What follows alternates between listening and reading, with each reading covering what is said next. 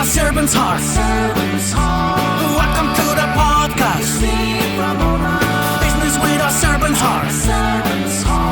Listen to the podcast. We're all about to talk on life. Our guest will share his life story. We want you to success in life. We're ready and we will start shortly. We're gonna talk on life. We're gonna talk on business. You're gonna shine bright. We are gonna witness. Business with a servant's heart. Welcome to the podcast. Business with a servant's heart. Listen to the podcast.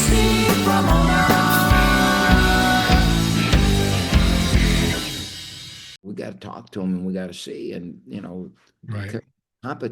competitive competition is always good. I mean, nobody's good without competition. You've got to get better in everything you do. And we have a saying at Oakland: every day at practice, you never stay the same. You either get better or you get worse. Did you get an inch better today? Did you get an inch worse? And we want to win every day. And as you walk off our practice court and you walk through the door into the locker room, you have to walk in and turn left. And that door or that wall, as you walk in, before you turn left, there's a huge sign that says, "Did you win today? Did you win today?" Because every day is important. And you don't stay the same. You get better or you get worse. And if you didn't win today, boy, you better win tomorrow. I want to invite you into the Business Network, my free school community for entrepreneurs and business owners who want to grow their network and scale their business. Inside, you'll get step-by-step lessons, monthly workshops, feedback, scripts, resources, bonuses, and a community of like-minded people who believe in helping each other win. Join us today at school.com, the Business Network, and click Join Group. I'll see you inside. Welcome, everyone, to Doing Business with a Servant's Heart podcast. I'm your host, Steve Ramona, and I'm excited today because I'm a big sports guy, and I met this gentleman actually in person, and my business partner's really good friend, maybe best friend. I'm going to say that. Shout out to Max. But when you do something for 43 years, especially in sports, you've done something right. You've been extremely successful.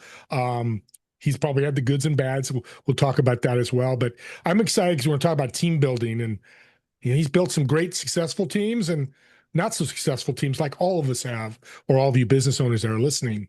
So here's our gratitude for today.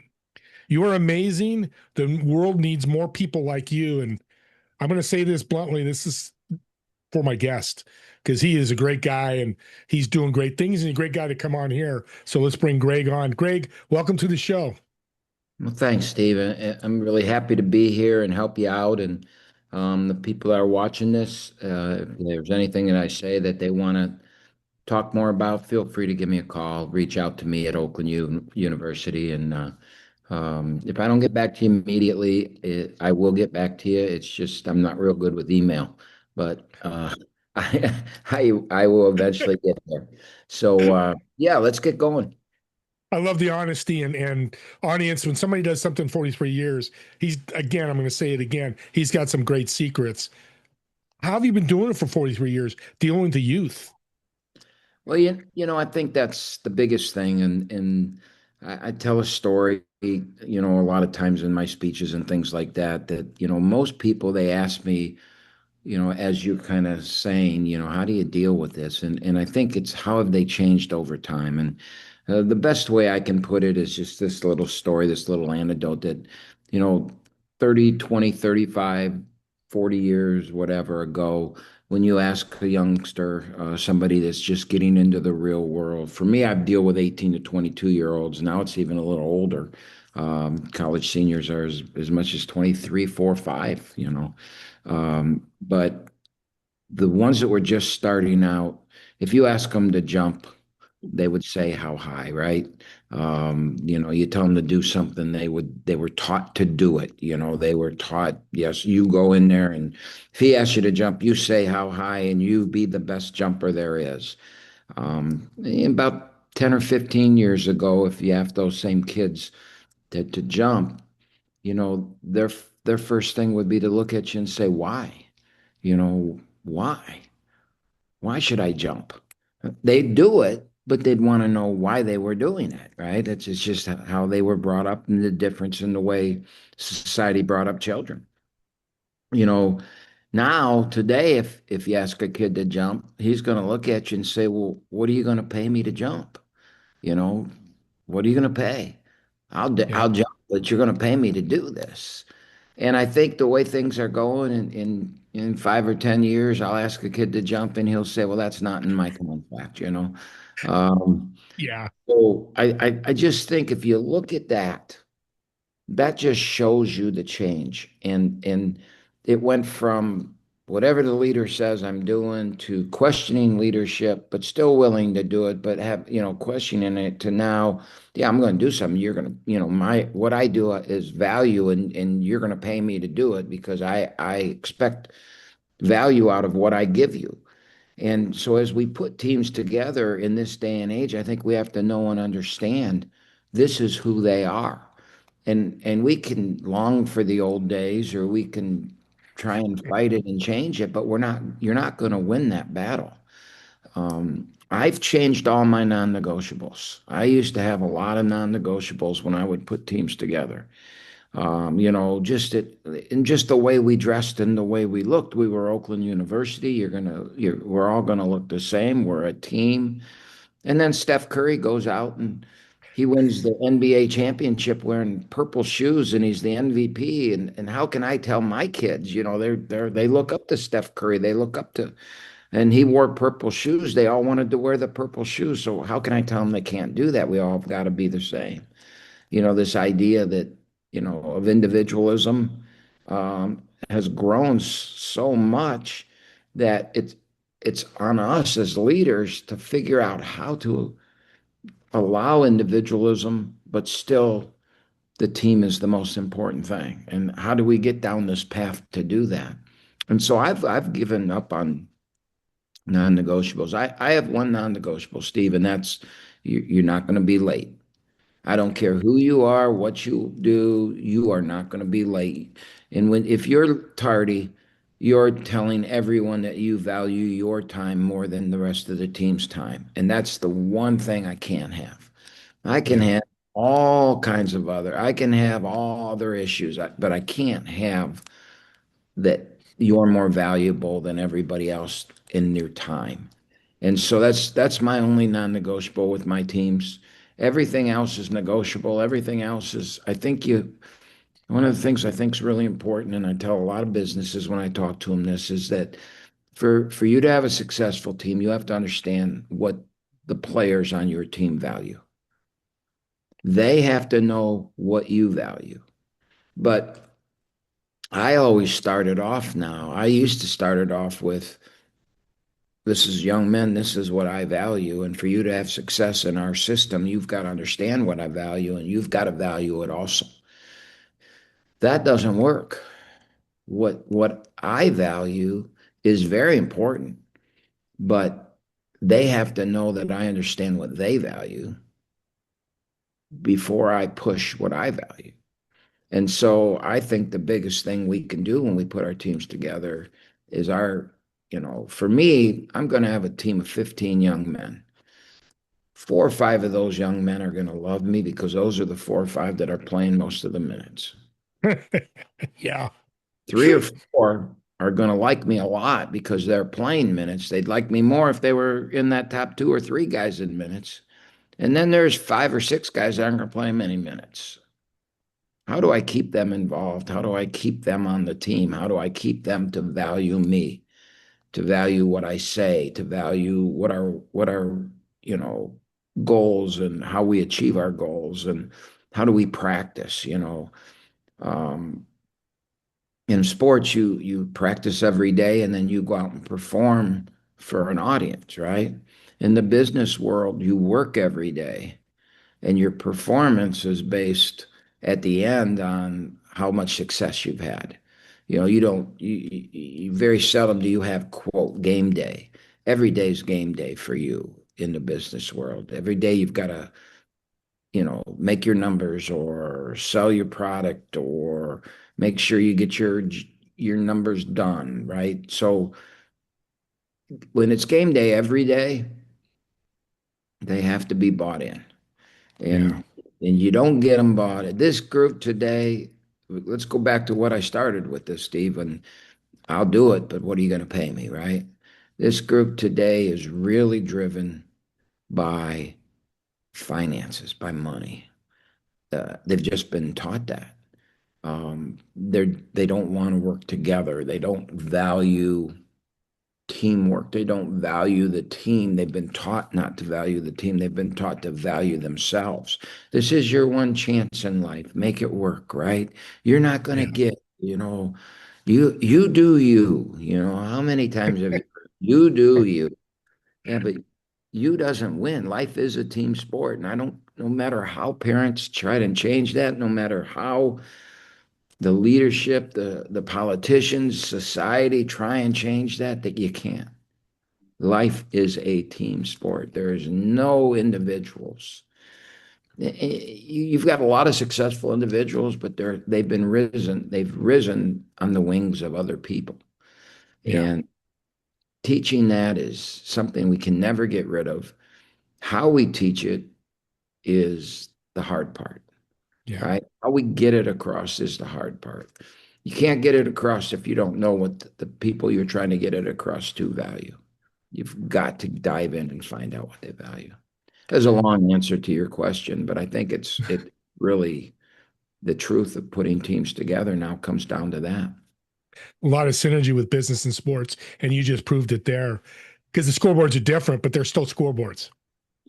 Your sales quota, Oh your yeah. points. Did you win a home visitor? Did you guys win the game? The game is just different. I get asked all the time, Greg, and I've been meaning to ask you this. That's why I'm excited to have you on. How do you handle that bad apple in the team? Mm, yeah. It's a hard thing because there are always bad apples in every team. Some don't become bad because the stratosphere or atmosphere that the apples are in don't allow the apple to rot. And the atmosphere that does allow the apple to rot usually rots more than one. And so I have to create a synergy and atmosphere around that does not allow that apple to rot. And that's been a hard thing for me. As I've gotten older and later in my career, I think I've been way more successful at that. Not only your team and your kids, but also people who work for you. For me, I have a staff of eight or nine people. The whole program itself is in the mid 20s, right? You have 15 players, you've got 7 or 8 on your staff, you've got support staff, you've got a strength coach, you've got a nutritionist, and you all work together. And so that atmosphere, that feeling when you walk in, is it going to uplift and is it going to make the apples grow, or is it going to suffocate people and make the apples rot? And that's on me. That's on the boss. And it's easy to sit there and say, we'll just weed them out and get rid of them. But when you start doing that, everybody sees it. And you get kids. In my case, I still use the word kids, but you get your players, you get them scared, and you can't win. You can't have success with scared people. You have to really, in this day and age, you really, really have to empower the leaders of the team to help bring everybody along. And we talk a lot about leadership. There's a lot of different ways to lead. I mean, you can lead from the front. You can lead from the back and push. You can lead from the middle and walk arm in arm, which I think today is a better strategy than probably, you can read all the books. There's so many millions of books out there on leadership. I mean, you got them, you've got, you know, uh, Christian books, lead by God or whatever and not by God, but by God, you've got all kinds of books, and if you read through them, servant leaders and everybody's got points, and they're all good points, and I think they're all readable and things, but you got to pull out what's good for you and your situation. And for me today, as I've gotten older and grayer, I think it's easier to lead in the middle, where you're walking arm in arm and you're pulling people as you walk arm in arm with you, instead of being in the back pushing or being out on top on front demanding that they follow. Yeah. So as we strive to find the right way to get through to all these kids, eventually if you have the bad apple, you've got to get rid of them.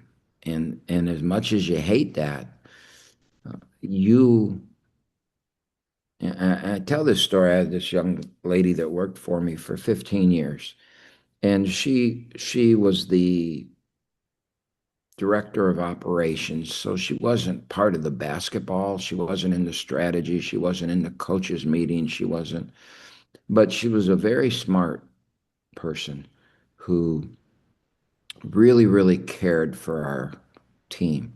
And she really believed in what we were doing was right and wanted to win as bad as anybody and was part of it. She was, she played her role to perfection. But she had my ear probably more than anybody else did, because she worked directly with me in setting up from the equipment to the travel to and she could read what was going on. And when I would let the bad apple stay around and let it rot, she would whisper to me that, you think you're saving that bad apple, but what you're doing is you're ruining all the other people, because they all see and know that that apple's bad. And they're holding you responsible for if it was an assistant coach, why is this guy not holding up his end? If it's a player, why are we allowing that player to, smell up the atmosphere, right? And she convinced me that you got to get rid of them. And I don't want to, I want to save them, right? I want to save them, but you can't save everybody, and you can't, the bottom line is the outcome. In the business world, everything's about outcome, right? In sports, it's all about what that scoreboard says when the clock reaches zero. And those guys, if you're trying to save people at the risk of everybody else, because eventually we'll all lose our jobs. The players will never, they'll be replaced by better players if you don't win. And so it's no different than the business, where if you don't have success, the bosses are going to clean you out. And so you have to be able to understand, if there's a bad apple there, you're not God. You can't save everybody. And while that's it's a great feeling to go and see, to see, well, we saved this kid. We changed him. We took him from, it's still result oriented, and you have to get the results, and you can't allow that. You can't save everyone. I love that, because you're really serving them too, because they're a bad apple because they're not happy there either. Yeah. Yeah. And so That's when you let great. them go, go to another team, maybe they'll flourish there, and your Right. bushel can be. I love this. So another thing, I've talked to a lot of CEOs, and Greg, I believe you fit in this. You're so humble with all the success you've had, just being 43 years. These successful guys, that's what they told me. They were humble, multi-million-dollar companies, billion-dollar companies. How do you stay humble in this world these days? The business has humbled me. If you would have known me when I started in this business as an assistant coach 49 years ago now, 6 years as an assistant, 43 as a head.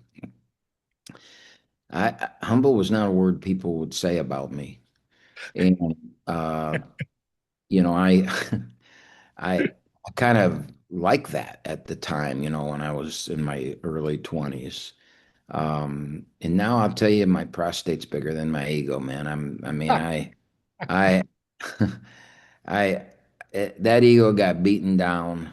Uh, the I was a big Sparky Anderson fan back in the 80s. And in those days, it was my way or the highway, right? And I was going to be Bobby Knight or Sparky Anderson. And then I realized that's not what's best for the organization. That's not what's best for the team. I'd rather see the success of the young people than my success. And I know that if the young people have success, I'll stand the test of time, right? I think what's unusual about staying in one place, excuse me, for 43 years, and the reason you don't see it anymore is because it's so hard to stand the test of time in one place. Mike Leach, the old football coach, told me once, and he was a funny dude, man. He told me once, he goes, every year you're there, half the fans don't want you anymore. Well, I'm down to the point where, maybe there's 1.5 people that still would want me, if that were true. And to stand the test of time, you have to allow the people around you to have success. You can't, I'd say all the time, do you want to be happy or do you want to be right? Right? I want to be happy. I don't need to be right. Now, I did a psychology test, an AI test recently, because I'm looking at having my players take this, and it's a really cool concept. And I'm trying to figure out if I'm going to do it or not, but it'll give me a better way to coach them. You know how I sat there and said I want to understand them, I want to understand what they value. Maybe I can get that out of this AI test. So I had it done on me, and it came back, and they said, well, you could ask 25 people about a way to do something, but you're still going to do it the way you wanted to. But you'll be able to convince those 25 people that it was their idea. And so I kind of like that, because Yeah. and it's not that I'm going to do it the way I want to do it, that I can convince them that this is the way to do it, right? Because that's what I'm supposed to do. I'm supposed to convince my team to, what's important, if we play this way, we can win. If, we don't turn the ball over, if we make free throws, if we, all the things in sports and basketball that are important, if I can convince my guys those things are important. And you can't do that if they know that your ego is bigger than everything in the room, and if it just doesn't work. And I don't know anybody that survived in the coaching business as long as some of these people have that haven't gone through that transaction from, because I think one thing to be successful in athletics is because of the media attention and the social media attention. And I mean, a lot of people know us because we beat Kentucky, right, in the NCAA tournament. One of the greatest upsets ever in the NCAA tournament. Think about this. I'm walking off the court. We just beat John Calipari, who's one of my best friends. I know what it's going to do to him. 9 million people are watching the game, and I walk off the court and I'm grabbed by the CBS announcer with a microphone, and they stick a mic in my face and they ask me a question, right? Well, if I told them the truth, hell yeah, we beat Kentucky, yeah, Yeah. I look like the biggest idiot that ever lived, right? You've got to compose yourself. You've got to give all the credit to the players. You've got to give all the credit to your fans, to your people, your bosses, and you just have to do that to survive. And so you have that mode and that thought process. And again, there's 9 million people watching that.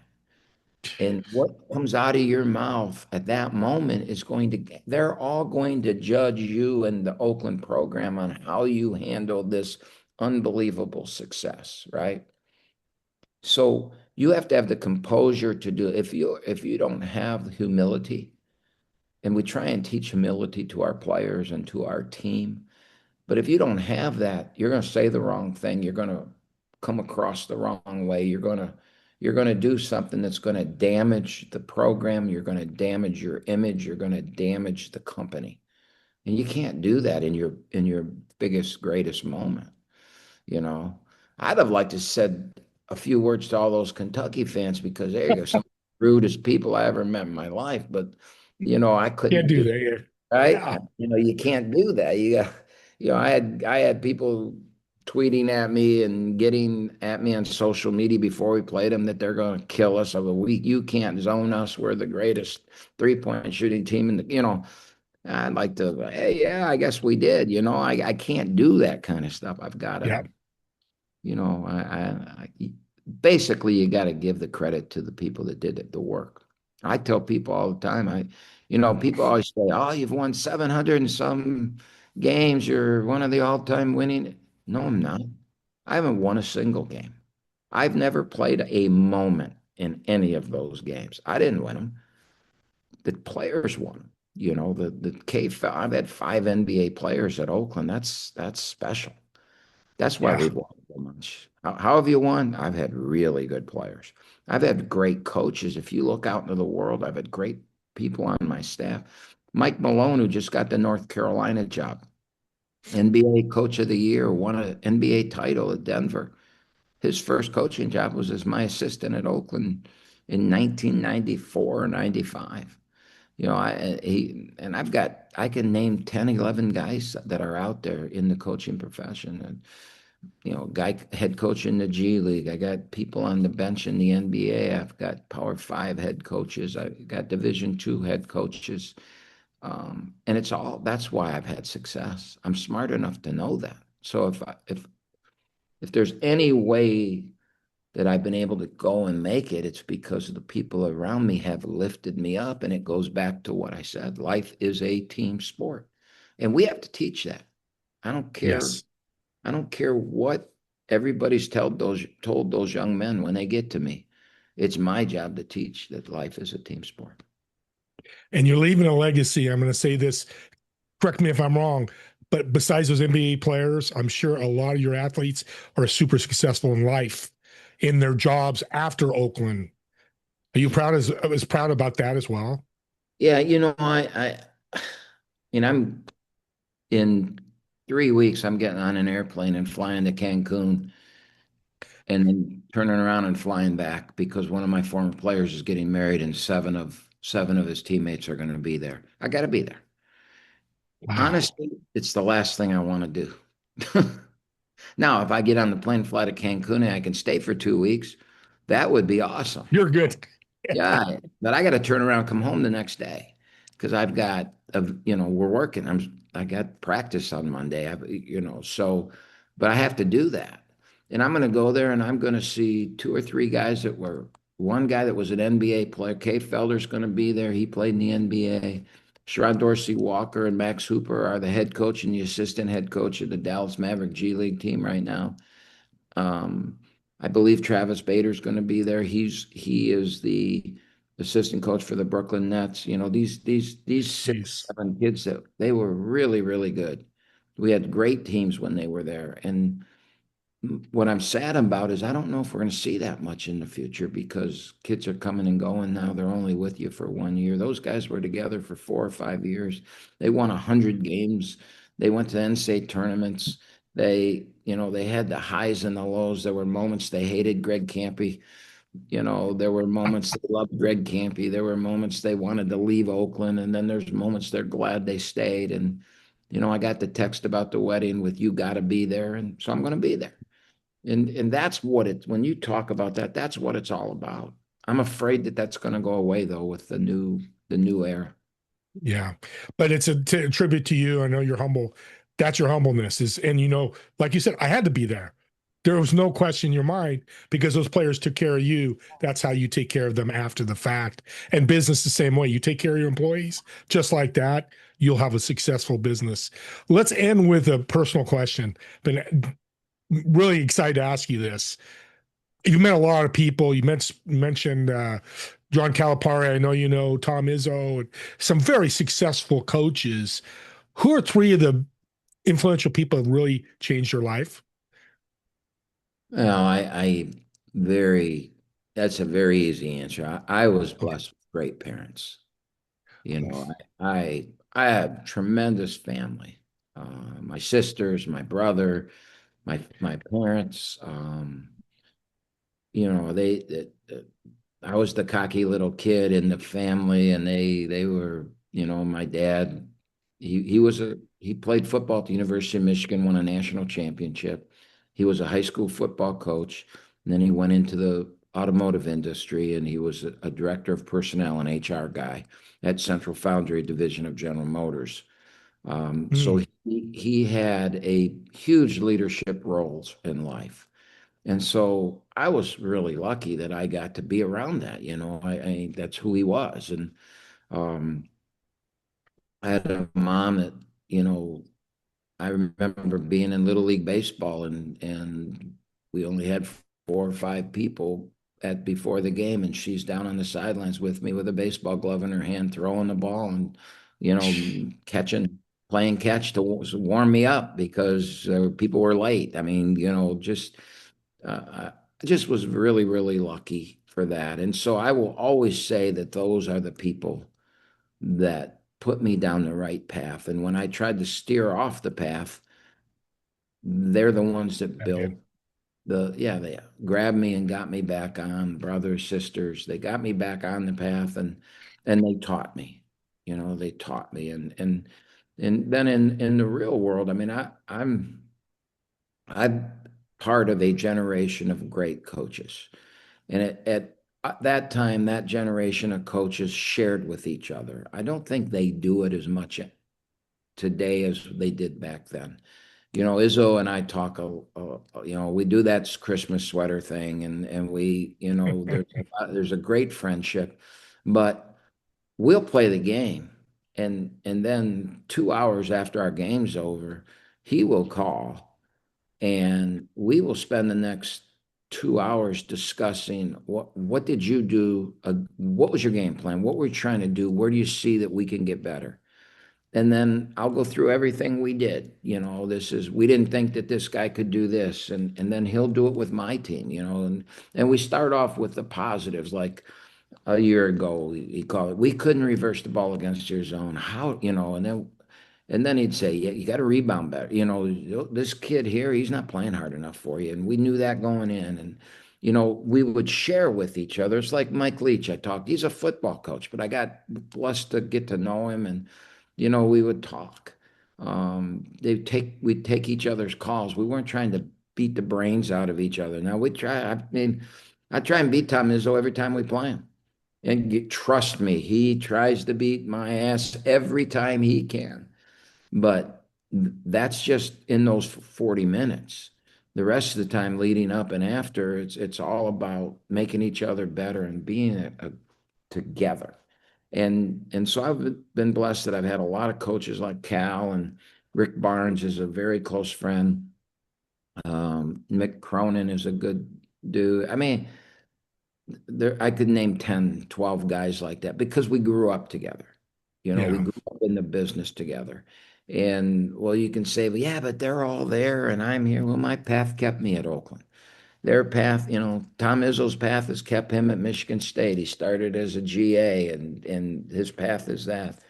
Mick Cronin started with Huggins and ended up going over here to, you know, here in Cincinnati back, and now is out to, you know, everyone's path Houston. is different, but we hang out with each other and we influence each other.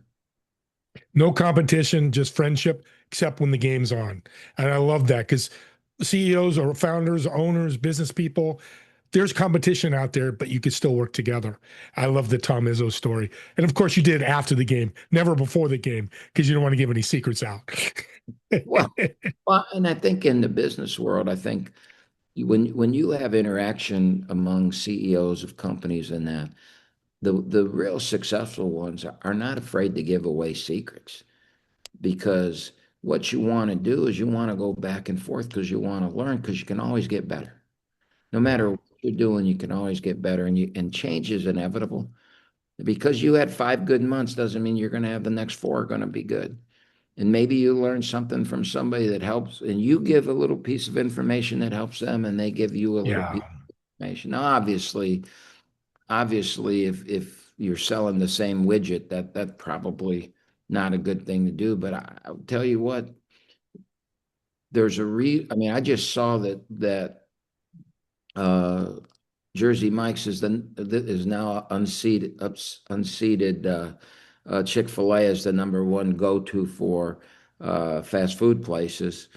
But Jimmy John's is third. There's two subs businesses, and I'm sure that they look at each other and they figure out, because Jimmy John's just went to hot sandwiches, right? They didn't Yes. have sandwiches for a long time.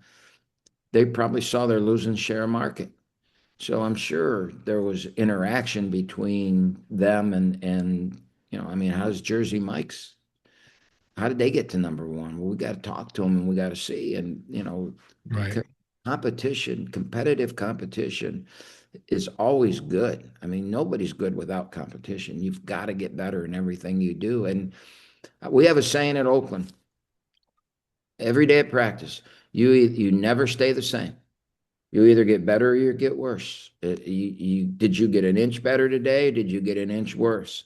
And we want to win every day. And as you walk off our practice court and you walk through the door into the locker room, you have to walk in and turn left. And that door, or that wall, as you walk in, before you turn left, there's a huge sign that says, "Did you win today?